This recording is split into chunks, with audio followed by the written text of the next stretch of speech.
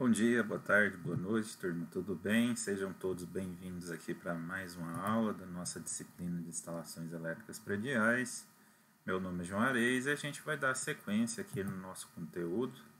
E na aula de hoje nós vamos falar, dar continuidade, àquela revisão que nós estávamos fazendo a respeito dos conceitos de eletricidade, tá? Então, o tema da aula de hoje é falar a respeito dos tipos de potência que a gente tem em um circuito elétrico, a potência ativa, reativa e aparente.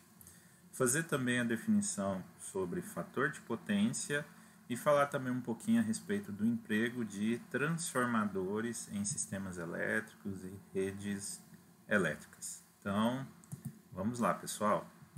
Bom, gente, antes de entrar nesses conceitos, primeiro eu queria que vocês relembrassem um conceito básico, que são as leis de Ohm, tá? Então, conforme vocês já estudaram, a lei de Ohm é dividida em duas leis, a primeira lei de Ohm e a segunda lei de Ohm, tá? A primeira lei de Ohm é aquela que fala a respeito da proporcionalidade da constância entre uma relação de tensão e corrente. Então, Ohm ele fez o seguinte experimento. Ele aumentava o nível de tensão em uma carga e ele percebia que a corrente aumentava proporcionalmente. Por exemplo, ele aplicava 1 volt e verificava 1 ampere. Ele aplicava 2 volts, verificava 2 amperes. Ele aplicava 3 volts, verificava 3 amperes. E assim sucessivamente. Então, ao fazer esse experimento, ele percebeu que havia uma proporcionalidade entre a tensão e a corrente elétrica naquele experimento no qual ele estava fazendo. E essa proporcionalidade, ele percebeu que ela era constante. Às vezes ela mudava, o valor dessa constante mudava de um tipo de material ou de um tipo de dispositivo para o outro, porém, dentro daquele mesmo dispositivo ela se mantinha constante. A esta constante ele deu o nome de resistência elétrica, tá?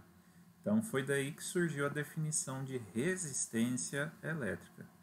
E aí a partir disso, então pela nossa equação aqui a gente percebe que a razão de tensão pela corrente nos dá a resistência elétrica, que é dada em Ohm. Então por isso que a resistência elétrica é dada em Ohm, devido à primeira lei de Ohm. A tensão é dada em volts e a corrente em ampere. Então, pessoal, daqui saiu a primeira equação que correlaciona tensão e corrente, que é o V igual a RI. É uma das primeiras equações que vocês aprendem quando vocês estão começando a estudar a eletricidade. Logo na sequência, Ohm também estabeleceu a sua segunda lei de Ohm. Como é que é essa segunda lei de Ohm? A segunda lei de Ohm, ela diz o seguinte, que a resistência elétrica de um material ela é diretamente proporcional ao comprimento, ao tipo de material que a constitui e inversamente proporcional à seção da área do condutor.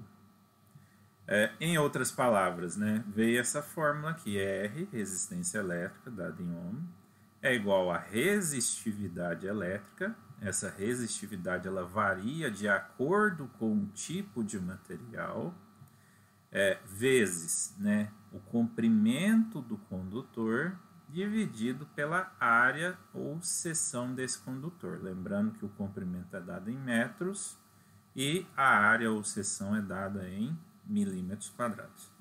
Pessoal, por que é importante a gente falar disso aqui nesse momento?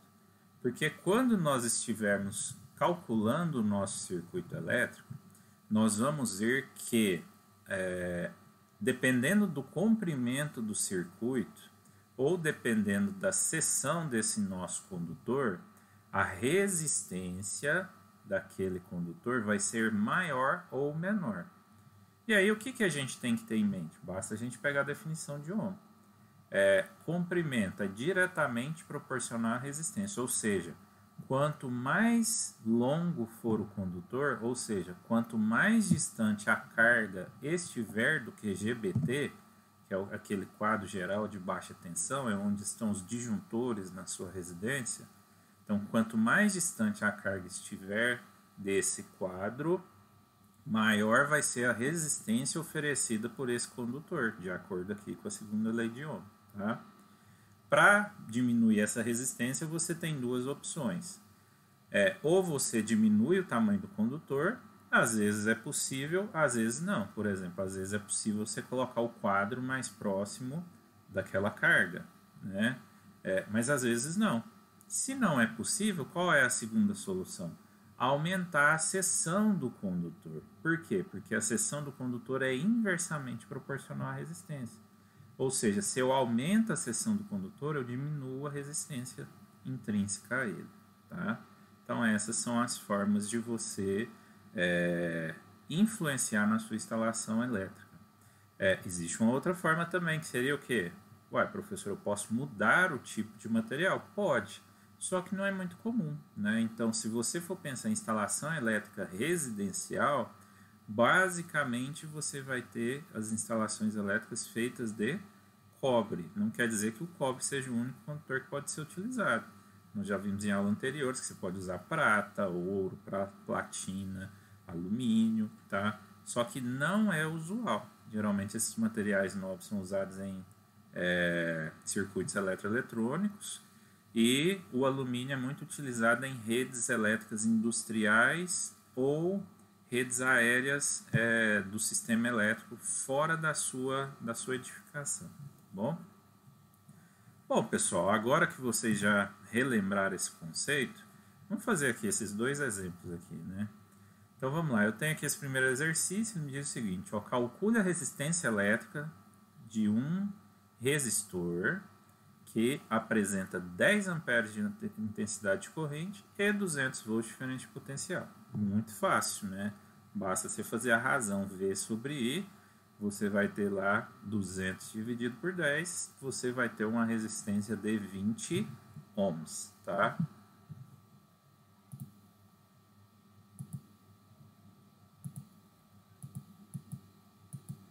Seguindo aqui, pessoal, vamos fazer esse outro exemplo aqui agora. Ó. Calcule a resistividade de um condutor com DDP, diferença de potencial elétrico de 100 volts, e intensidade de corrente de 10 amperes, comprimento de 80 metros e seção do condutor de 0,5 mm². Então, ele me deu os dados aqui, ele está querendo que eu calculo a resistividade, o Rho. Então, eu sei que resistência é igual a Rho vezes L sobre A. Então, ele me deu o comprimento, me deu a seção, porém eu tenho que calcular a resistência. A resistência eu vou tirar de qual relação? Da relação V vezes I. Então, resistência elétrica vai ser igual a 100 volts de DDP dividido por 10, que vai me dar 10 ohms. A partir disso, eu vou aplicar a segunda lei de Ohm, isolar o Rho, eu vou ter Rho igual a R vezes a área dividido por comprimento, e aí nós vamos fazer o nosso cálculo aqui, ó. Percebam que, conforme eu tinha falado, né, a seção, aqui no caso, ela foi dada em milímetros², então eu vou precisar convertê-la para metros, tá? Então ficou 10 vezes 5 vezes 10 a menos 3, né, metros quadrados, dividido por 80. Aplicando aqui, eu vou chegar nessa condição de Rho aqui, de 6,25 vezes 10 a menos 8. Acho que é isso, né, pessoal? Peço desculpas aí, porque aqui está aparecendo a notação muito pequenininha aqui para mim, a base de 10. Bom, pessoal, agora que vocês já revisaram, né, esses conceitos básicos, nós vamos falar um pouquinho também a respeito dos tipos de circuitos elétricos, tá? Existem basicamente, pessoal, 3 tipos de circuitos elétricos. Lá no ensino médio, quando você começa a ter o contato com a eletricidade, vocês aprendem apenas um tipo de circuito, que é o circuito puramente resistivo, que são os resistores, tá? Porém, nós vamos ver aqui, nessa aula de hoje, que existem 3 tipos básicos de circuitos elétricos, tá? Que são circuitos puramente resistivos, circuitos puramente indutivos, circuitos puramente capacitivos e os circuitos reais, que são circuitos mistos, né, que tem tudo isso junto e misturado. Então agora a gente vai falar um pouquinho do circuito puramente resistivo. Primeira coisa, o que é um circuito puramente resistivo? É aquele circuito cujo elemento principal é o resistor, ou seja, a característica principal do circuito é a resistência elétrica. Quais tipos de circuito têm essa característica? São os circuitos que têm a finalidade de produzir aquecimento, né? Ou cargas, na verdade. As cargas que têm a característica de produzir aquecimento, que são elas: chuveiro, lâmpadas, as antigas lâmpadas incandescentes, né? Fornos elétricos, resistência, a própria resistência do fio condutor. Então, tudo isso configura um circuito puramente resistivo, que só tem essa característica de resistência. Então, de acordo com a lei de Ohm, se a gente observar nesse nosso circuito aqui, seria basicamente representado por uma fonte e uma resistência. Ao aplicar uma tensão sobre essa fonte, perceba que é uma tensão de corrente alternada, automaticamente vai circular uma corrente nesse meu circuito. E esta corrente vai ser uma corrente alternada, só que ela vai ter a seguinte característica: ela vai estar em fase com a tensão. O que é estar em fase? Quer dizer que o máximo da tensão ele coincide com o máximo da corrente. O mínimo da tensão coincide com o mínimo da corrente. Ou seja, não existe defasagem angular entre tensão e corrente. Circuitos com essas características, pessoal, eles vão ter então a seguinte característica, ó.